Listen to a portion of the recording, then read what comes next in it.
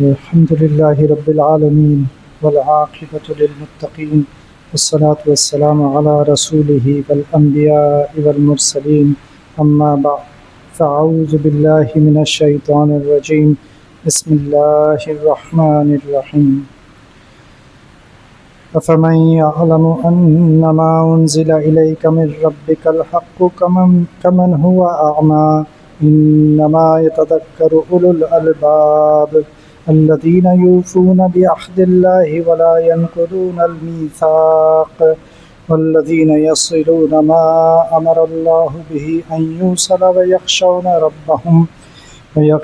ربهم ويخافون سوء الحساب.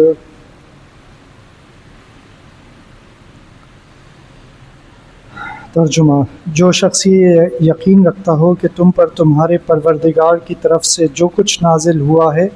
برحق ہے، بھلا وہ اس جیسا کیسے ہو سکتا ہے جو بالکل اندھا ہو؟ حقیقت یہ ہے کہ نصیحت تو وہی لوگ قبول کرتے ہیں جو عقل و ہوش رکھتے ہوں، یعنی وہ لوگ جو اللہ سے کیے ہوئے عہد کو پورا کرتے ہیں اور معاہدے کی خلاف ورزی نہیں کرتے، اور جن رشتوں کو اللہ نے جوڑے رکھنے کا حکم دیا ہے یہ لوگ انہیں جوڑے رکھتے ہیں اور اپنے پروردگار سے ڈرتے رہتے ہیں اور حساب کے برے انجام سے خوف رکھتے ہیں۔ یہ سورہ رعد کی آیات ہیں 19 سے 21 تک۔ ان میں اللہ تعالیٰ نے ان لوگوں کی نشانیاں بھی بتائی ہیں جو عقل والے ہیں، جب فرمایا کہ انما یتذکر اولو الالباب، کہ حقیقت یہ ہے کہ نصیحت تو وہی لوگ قبول کرتے ہیں جو عقل رکھتے ہیں، اور پھر آگے ان کی علامات بتا دیں، یعنی وہ لوگ جو اللہ سے کیے ہوئے عہد کو پورا کرتے ہیں اور معاہدے کی خلاف ورزی نہیں کرتے۔ تو یہ اللہ تعالیٰ سے پورا کیا ہوا عہد کیا ہے، جس کا ذکر دوسری جگہ آیا ہے، اور آیت ہے کہ الست بربکم، جب اللہ تعالیٰ نے تمام روحوں کو ایک جگہ جمع کر کے ان سے پوچھا کیا میں تمہارا رب نہیں ہوں، الست بربکم، تو سب نے جواب دیا کہ ابھی ہم تو پیدا نہیں ہوتے لیکن ہماری روحوں کو جواب دیا تھا، تو سب نے جواب دیا۔ قرآن شریف میں آتا ہے قالوا ربنا قالوا بلا شہدنا، سب نے جواب دیا کہ ہم کیوں نہیں، ہم گواہی دیتے ہیں کہ آپ ہی ہمارے رب ہیں۔ تو اس عہد کا اللہ تعالیٰ یہاں ذکر کر رہے ہیں کہ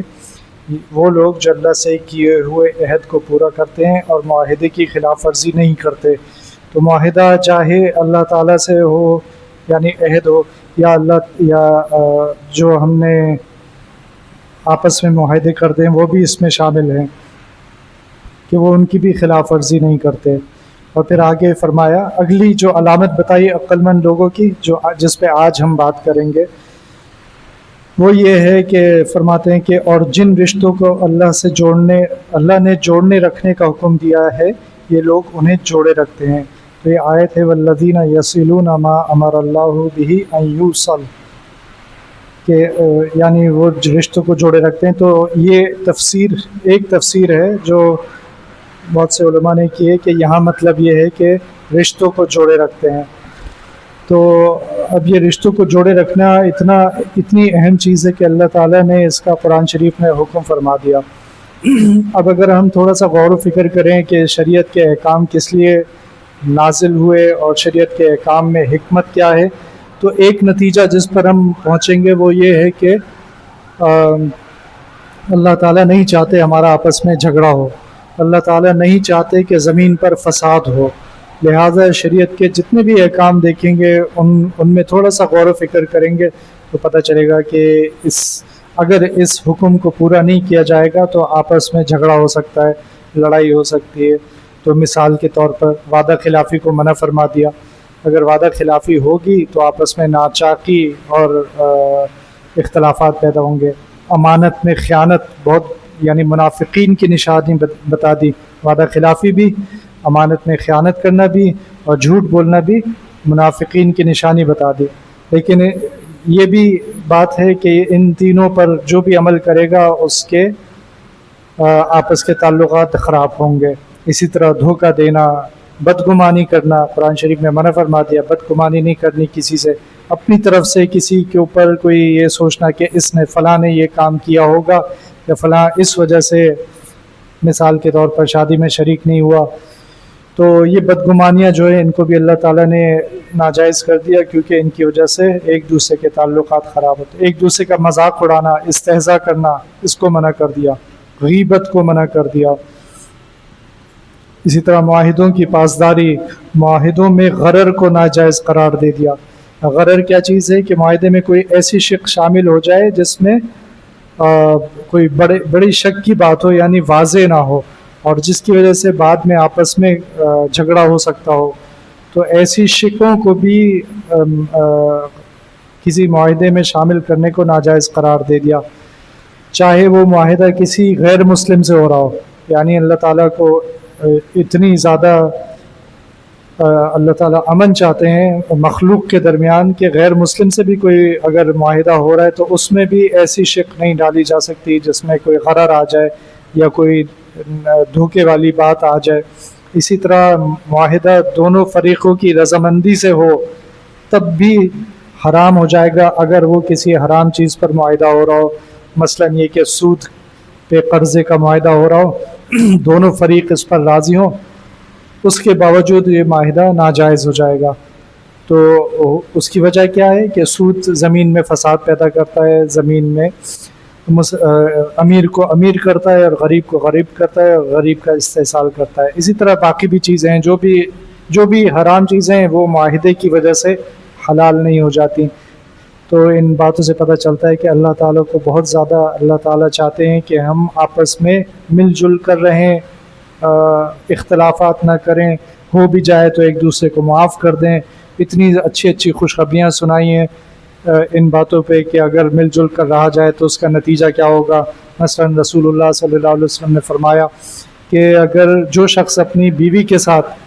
اچھا ہوگا تو وہ میرے ساتھ اس طرح ہوگا، اشارہ کیا 2 انگلیوں کا، جس طرح یہ 2 انگلیاں ایک ساتھ ہیں وہ آخرت میں میرے ساتھ اسی طرح ہوگا۔ تو یہ عقل مندوں کے لیے ہوئی نہ، یہ نشانیاں بے وقوفوں کے لیے تو نہیں ہیں۔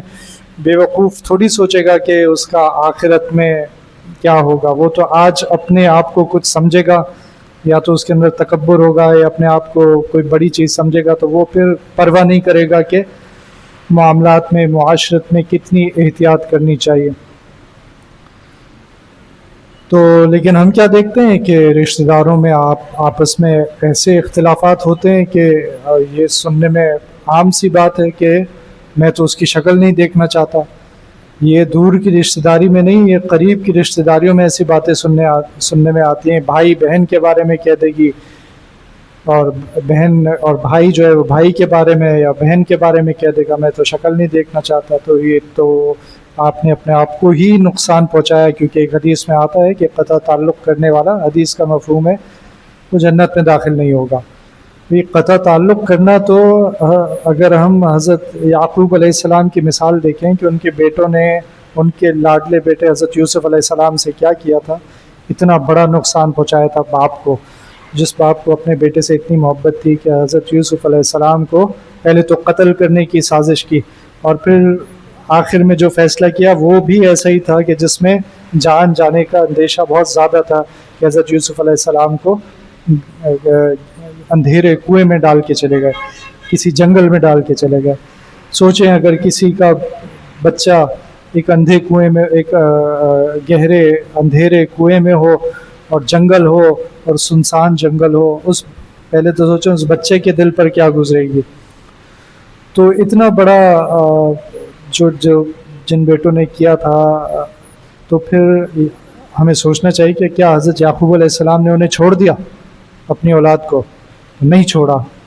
ان کے ساتھ رہے، ان کے ساتھ تعلق قائم رکھا۔ لیکن آج کیا ہوتا ہے، چھوٹی بات ہو بڑی بات ہو، دونوں صورتوں میں ایسے آپس میں تعلقات ہو جاتے ہیں، باپ جو ہوتا ہے وہ ہمیشہ کے لیے اولاد سے یا کسی بیٹے سے ملنے سے انکار کر دیتا ہے۔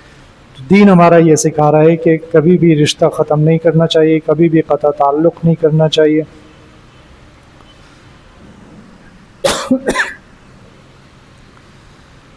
اور یہ بات تو پکی طے ہے کہ آپس میں اختلاف ہوگا، ایسا ہو نہیں سکتا کہ اختلاف نہ ہو۔ یہ حکمت ہے، اللہ تعالیٰ نے مخلوق کو جو آپس میں ایک دوسرے سے مختلف بنایا ہے، اس میں یہی حکمت ہے کہ ہمارے اخلاق اچھے ثابت کب ہوں گے؟ جب ہم کسی برے آدمی کے ساتھ اچھی طرح پیش آئیں گے تبھی ہمارے اخلاق اچھے ثابت ہوں گے، ورنہ اچھے آدمی کے ساتھ اچھی طرح پیش آنا تو کوئی مشکل کام نہیں ہے۔ لیکن اللہ تعالیٰ نے صرف ہمارے جو انگلی کے پورے ہیں صرف ان کو الگ نہیں رکھا، جو کہ بہت بڑی اللہ تعالیٰ کی نشانی ہے کہ اللہ تعالیٰ نے ہماری ایک ایک چیز کو فرق رکھا ہے، لیکن ہماری عادات، ہمارے اخلاق، ہماری صفات کو بھی یونیک بنایا ہے کہ ایک آدمی دوسرے سے بالکل مختلف ہے، صرف شکل کے لحاظ سے نہیں بلکہ اپنے کردار کے لحاظ سے۔ نیک آدمی بھی دوسرے نیک آدمی سے مختلف ہے، کسی کے مزاج میں تھوڑی سختی ہو سکتی ہے اور وہ سختی بھی ناجائز نہ ہو، جیسے حضرت عمر رضی اللہ عنہ کے بارے میں تھا کہ ان کے مزاج میں تھوڑی سختی تھی، حضرت ابوبکر صدیق رضی اللہ عنہ کے مزاج میں نرمی تھی، لیکن دونوں اللہ تعالیٰ کے عشرہ مبشرہ جو 10 جنت کی خوشخبری پانے والے ان دونوں میں سے تھے۔ اسی طرح آج بھی نیک لوگوں میں بھی مزاج میں فرق ہوگا، عادات میں، صفات میں فرق ہوگا، اور کبھی یہ بھی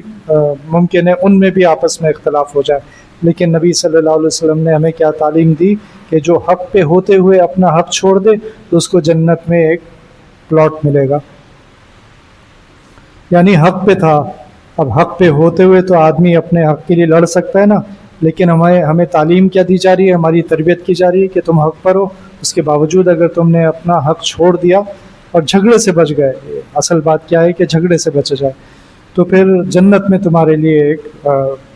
نبی صلی اللہ علیہ وسلم نے خوشخبری سنا دی اس کے لیے۔ اسی طرح معاف کرنا، اگر سوچیں کہ ہم کتنی چھوٹی چھوٹی باتیں دل میں رکھ کر ایک دوسرے سے ناراض ہو جاتے ہیں، اور پھر وہ جن کا نام لیتے ہیں رسول اللہ صلی اللہ علیہ وسلم، انہوں نے کتنی بڑی بڑی باتوں پر معاف کر دیا، یعنی ان کو کیسی تکلیفیں پہنچائی گئیں، اس کے باوجود انہوں نے حضرت ابو سفیان رضی اللہ عنہ کو معاف کر دیا، حضرت حبشی رضی اللہ عنہ کو معاف کر دیا، حضرت ہندہ رضی اللہ عنہ ان کو معاف کر دیا۔ آپ کو پتہ ہوگا ان لوگوں نے کس طریقے سے تکلیف پہنچائی تھی رسول اللہ صلی اللہ علیہ وسلم کو، یہاں تک کہ طائف کے لوگ تھے، انہوں نے اتنی تکلیف پہنچائی، اس کے باوجود حضرت جبرائیل علیہ السلام آ گئے کہ آپ یعنی ان پہ عذاب نازل کر دیا جائے، لیکن منع فرما دیا اور ان کے لیے دعا فرمائی۔ تو ہم نام لیوا کس کے ہیں؟ رسول اللہ صلی اللہ علیہ وسلم کے، اور صرف نام لیوا نہیں ہونا چاہیے، بلکہ جس طرح ہم دنیا میں دیکھتے ہیں، بچوں کو دیکھتے ہیں، آج کل دیکھ رہے ہیں ان کی ٹی شرٹس پہ فٹ بال کے کھلاڑیوں کے نام لکھے ہوئے ہیں، کیونکہ آج کل فٹ بال کے میچز چل رہے تھے تو ان کے ہیرو جو ہیں وہ فٹ بال والے ہیں، تو وہ ان جیسا بننے کی کوشش کرتے ہیں یا ان کو اپنا ہیرو، اپنا رول ماڈل سمجھتے ہیں، لیکن ہمارے رول ماڈل تو اصل میں رسول اللہ صلی اللہ علیہ وسلم ہیں، اور اصل میں جو چیز وہ دے کر گئے تھے، حدیث میں آتا ہے نبی صلی اللہ علیہ وسلم نے فرمایا کہ مجھے اچھے اخلاق کی تکمیل کے لیے بھیجا گیا ہے، اچھے اخلاق کی تکمیل کے لیے بھیجا گیا ہے، تو وہ جو رسول اللہ صلی اللہ علیہ وسلم کے اخلاق تھے وہ ہماری زندگی میں آ جائیں تو پھر ہماری زندگی سے جھگڑے وغیرہ سب ختم ہو جائیں گے، اور ایک دوسرے کو معاف کرنا ہم ایک عادت بنا لیں، ایک دوسرے سے اگر تعلق کسی سے ٹوٹا ہوا ہے تو اس تعلق کو جوڑ لیں، کس کے لیے؟ اللہ کے لیے، کیونکہ اللہ تعالیٰ نے یہ عقل مندوں کی نشانی بتائی ہے، بے وقوفوں کی نہیں، ورنہ آج کے دور میں یہ سمجھا جاتا ہے میں کوئی بے وقوف ہوں تو میں اس سے بات کروں گا، مجھے اس سے کیا چاہیے، تو لیکن ہم عقل مند ہیں اگر، تو ہمیں یہ سوچنا چاہیے کہ میں اپنی مرضی کے خلاف لیکن اللہ کی مرضی کے لیے، اپنی مرضی کے خلاف لیکن اللہ تعالیٰ کی مرضی کے لیے کسی کو معاف کر دوں، کسی سے معافی مانگ لوں، کیا ہے مجھ سے چھوٹا ہو لیکن میں اس سے معافی مانگ لوں، چاہے غلطی اسی کی تھی لیکن صرف اللہ کو راضی کرنے کے لیے میں اس سے معافی مانگ لوں، تو پھر ہم ان خوشخبریوں کے حقدار ہو جائیں گے۔ ایک حدیث میں آتا ہے، معارف القرآن میں یہ حدیث لکھی ہوئی ہے کہ جو شخص یہ چاہتا ہے کہ اللہ تعالیٰ اس کے رزق میں اضافہ کریں اور کاموں میں برکت عطا فرمائیں، اس کو چاہیے کہ صلہ رحمی کرے، یعنی لوگ اپنے رشتہ داروں سے تعلق قائم رکھے، اور صلہ رحمی کیا ہے؟ اپنے رشتہ داروں کی خبر گیری کرنا، اگر کسی کو کوئی ضرورت ہو تو اس کی اعانت کرنا، اس کی ضرورت پوری کرنا، تو صرف آخرت کا فائدہ نہیں ہے، اس حدیث میں بتا رہے ہیں کہ رزق میں بھی اضافہ فرما دیں گے اور اس کے کاموں میں برکت عطا فرمائیں گے۔ ایک اعرابی آیا رسول اللہ صلی اللہ علیہ وسلم کے پاس، یہ بھی حدیث جو ہے وہ معارف القرآن میں لکھی ہوئی ہے، اس نے پوچھا کہ مجھے ایسا عمل بتائیے جو مجھے جنت سے قریب کر دے اور جہنم سے دور کر دے. تو رسول اللہ صلی اللہ علیہ وسلم نے 5 چیزیں بتائیں.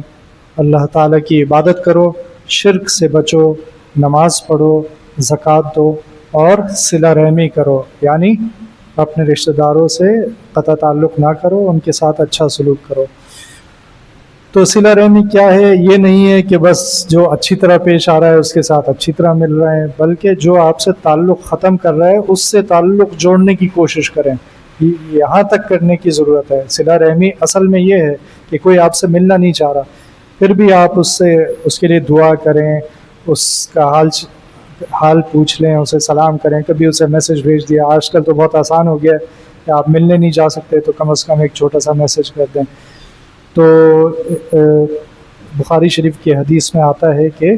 جو صلہ رحمی کرے گا اس کو کیا فائدے حاصل ہوں گے. ایک تو آپس میں محبت پیدا ہوگی، مال میں برکت و اضافہ ہوگا، عمر میں برکت ہوگی. یہ ترمذی شریف کی حدیث ہے.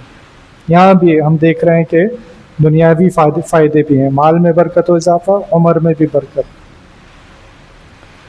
تو یہ ساری تھیں عقل والیوں کی نشانیاں. اور پھر وہی بات کہ عقل والا کبھی بھی اپنا نقصان نہیں چاہے گا. اور یہ تمام باتیں ایسی ہیں جو ہو سکتا ہے میری مرضی کے خلاف ہوں، میری انا کے خلاف ہوں، لیکن ان میں میرا فائدہ چھپا ہوا ہے. ہم پوری زندگی میں اتنے کام کرتے ہیں جو ہماری مرضی کے خلاف ہوتے ہیں کیونکہ ان میں فائدہ چھپا ہوتا ہے. کس کو پسند ہے کہ وہ بیماری کی حالت میں نوکری پہ جائے کیونکہ ضروری ہے، کام بہت ضروری ہے کرنا، اپنی مرضی کے خلاف جاتا ہے، صبح سے شام تک بیماری کی حالت میں کام کرتا ہے، تھکا ہارا گھر آتا ہے، بیمار ہے، صبح پھر جانا ہے. تو اسی طرح بچے ہیں، اسکول میں پڑھتے ہیں. اکثر بچے تو شوق سے نہیں پڑھتے، لیکن ماں باپ کا بھی پریشر ہوتا ہے اور بھی پریشر ہوتے ہیں، تو اپنی مرضی کے خلاف تعلیم حاصل کرتے ہیں تاکہ آگے جا کر مستقبل اچھا ہو. اور سب سے اچھا مستقبل جو ہونا چاہیے وہ آخرت والا مستقبل ہے، یعنی جنت میں ہم سب واپس پہنچ جائیں، جہاں سے آئے تھے وہاں واپس پہنچ جائیں. اللہ تعالیٰ ہم سب کو عمل کی توفیق عطا فرمائے. ربنا تقبل منا انك انت السميع العليم وتب علينا انك انت التواب الرحيم. وصلى الله تعالى على خير خلقه محمد وعلى آله واصحابه اجمعين. آمين برحمتك يا رب.